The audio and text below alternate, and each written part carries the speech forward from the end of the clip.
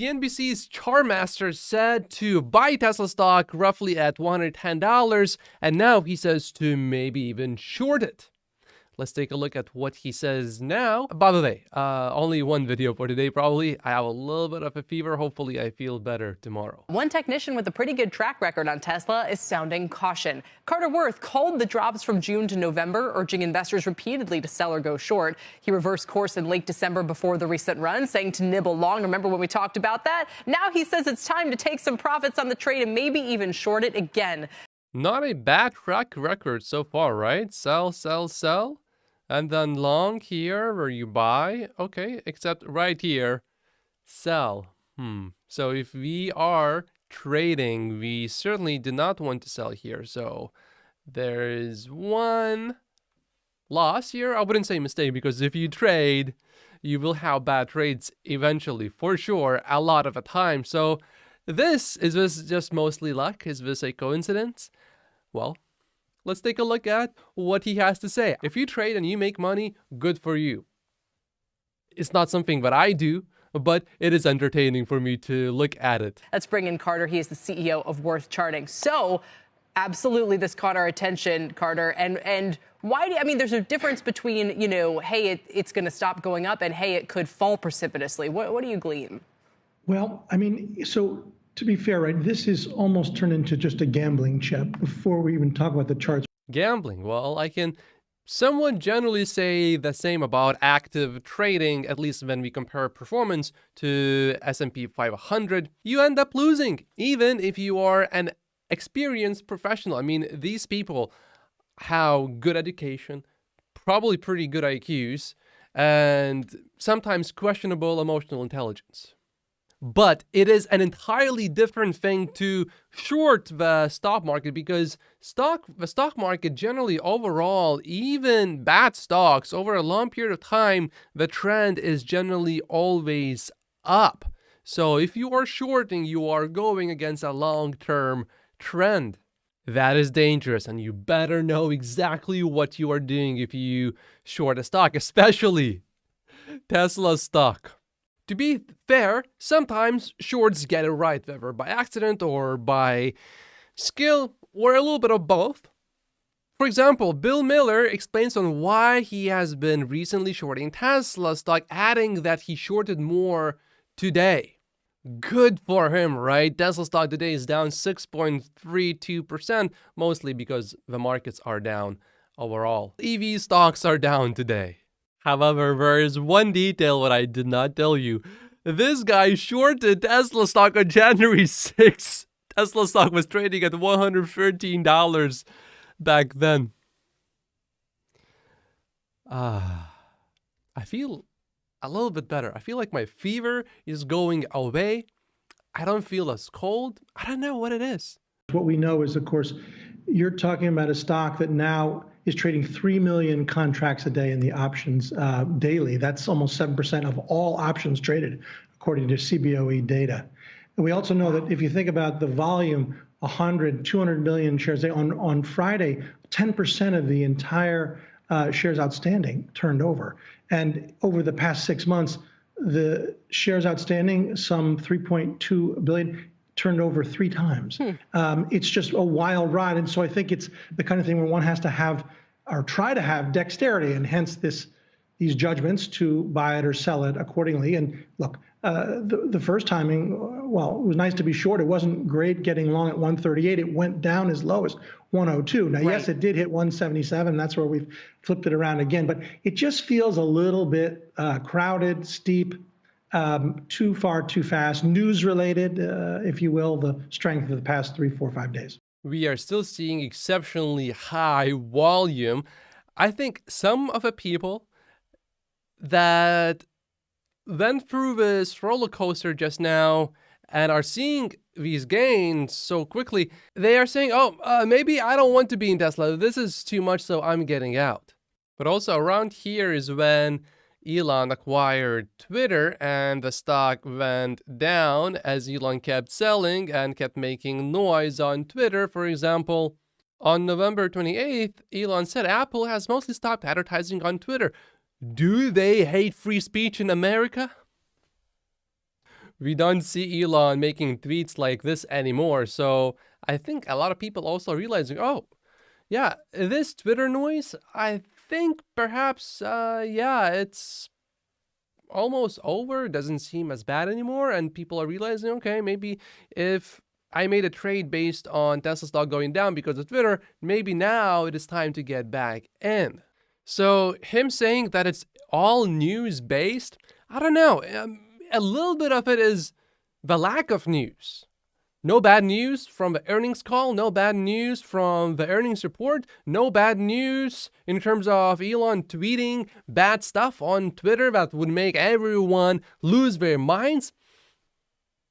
It's not good news making Tesla stock go up. It's the lack of bad news making Tesla stock go up, at least partially. So I disagree that this rise was too fast. I would say the fall was too fast and not appropriate. Of course, looking back now, we can say that there are a few other reasons other than Twitter noise making Tesla stock go down here. For example, lower projected earnings, and there's no more backlog really, or not as much. For some models have a little bit of a backlog in certain parts of the world, but it's not as big as it was before. So that certainly also contributes to stock being lower. In other words, it's on sale. But there is a clear trend with Wall Street's estimates. Tesla beats these estimates regularly. For example, you can see that in the beginning of 2022, Wall Street consensus was that Tesla is going to make $2.96 per share. Tesla actually ended up making $4.07 per share, beating the estimates by 37.5%. This is all despite the Fed raising rates, factory being shut down, boxing match between two countries, and Elon Musk acquiring Twitter.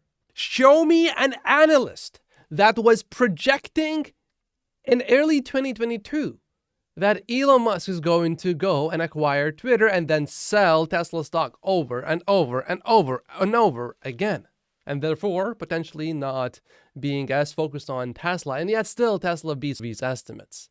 Sure. And so now we have people looking at whether they should take the other side of this, worried they're going to experience what you just talked about, which is that the stock goes up another 30%. Right. It's ever thus, right? So you've got people, think about it, you've got people who've got a happy experience, 3 or 4 good trades, people who've ruined themselves, got it wrong each time. And yeah, I don't really understand how some people can short Tesla, like not recently, but like years and years and years ago. Tesla stock went up a lot more than 10x, and how can you still be short? It would be time to admit that it was a mistake to do it, but some people just keep on doing the same thing and they just keep on losing money. Nothing I can do about that. It presents us with a better stock price for us to load up on Tesla shares long term, because long term these shorts are going to be squeezed. And it's why this is so treacherous, but it has literally become the most active option and the most sort of widely followed. To think that the options activity now exceeds that of the Qs, which of course is always sort of top spot. Anyway, to my eye, it's a rally to a difficult level, and I think the player, if you're long, is to exit. And with new money, I would be short. Yeah, and I'm just looking at this as a very high beta name. I kind of take that, I would maybe take that a step further and ask you about the broader market. You know, we talked about, are we going to kind of head over a cliff come January? Is it because we're talking so much about a Fed cut that the markets have suddenly reversed course and started to take off again? What's remarkable is, so where we're trading right now is where we're trading at the end of November, which is to say we've effectively repaired all of the December loss. And so the question is, we're kind of unch now, and that's giving fuel or confidence to both the bulls and the bears. And in many ways, is it this week's data, the earnings out of Apple and Google and Amazon, that will inform the market, or the Fed, or other data? But we're at a critical juncture. My bias remains that we are headed lower, not higher. That's what I was going to ask. There's two camps. There's the camp that says, I love the rallies because I'm looking to get out, and I want to sell these, these opportunities basically the market is presenting. And then there are those who think, no, we've already priced the worst of this in. We just heard Margie Patel and others who think we can either avoid recession or it'll just be mild or we might have a soft landing. And so in this case, they think it's sort of, clear sailing from here. What are your thoughts? And then there's another camp, which we should not forget. People who understand, trading and guessing what the market is going to do. Yeah, many people just sell right at the bottom and then they buy right at the top. So we just acknowledge that maybe we can't really time it precisely. So we will just find a company that we think is sold at a fair price, and then we'll just buy that, and then we'll just wait for many years until the market figures out, oh yeah, that company was cheap. It should be priced at a higher stock price. Yeah, clear sailing seems tough. I think it's probably tough selling, or said differently, even if and as the market goes higher, it won't be easy, right? It will be belabored and heavy, struggling. It's not the kind of situation, by my work, where even if we are headed higher, it's going to be something aggressive. It would likely be fairly muted. And again, my thinking is that we've already moved quite a bit to the point where sellers are once again likely to return to the market. Instead of trying to time the market, I will keep dollar cost averaging and buying more Tesla stock. And this is the buying opportunity for Tesla stock explained by Elon Musk. My name is Matt Postis. Like and subscribe if you haven't yet, and I will see you in the next video. Thank you so much for watching. Hopefully the fever goes away, and I'll be back with more videos.